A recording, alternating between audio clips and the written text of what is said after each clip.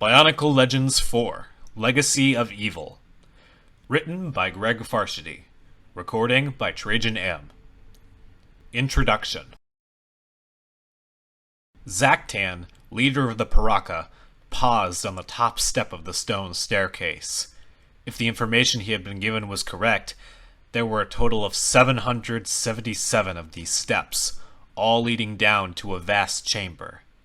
Inside that chamber was the fabled Mask of Life, an artifact so powerful even the mighty Brotherhood of Makuta had never dared try to seize it for themselves. Of course, if all it took to get it was walking down a staircase, any Matoran villager could have gotten his hands on it years ago. No, the stairs were guarded. The chamber was guarded, and no doubt the mask was guarded as well. Is there anything in this miserable universe that isn't guarded? Zaktan wondered. Despite the dangers, the Paraka would make the journey and do their best to obtain the mask, through fair means or foul. It was what they did, after all. Toa performs senseless acts of heroism that benefit them not in the slightest, Zaktan said to himself. Matoran labor ceaselessly until they drop dead, with an idiotic smile of satisfaction on their lips. And Paraka steal things other beings want. It was a good existence, if a dangerous one. There were plenty of opportunities to increase one's personal wealth while engaging in random acts of destruction.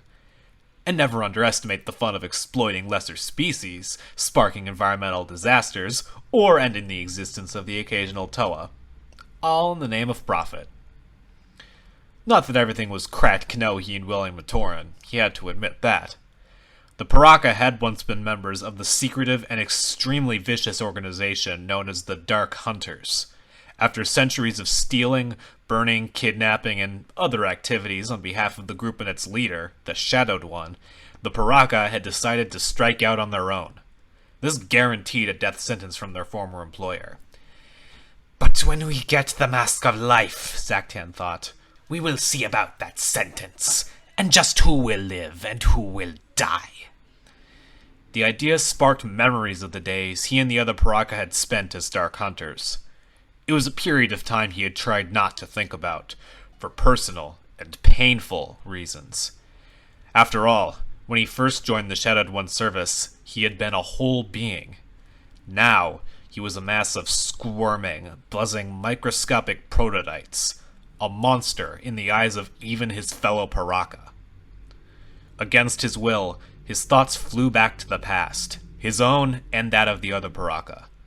Some of the memories were things he himself had lived, others based on tales told by Hakan, Vizak, and the rest.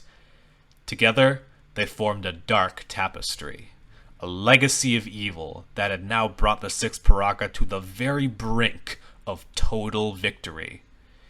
Zaktan continued down the massive stairway, and remembered.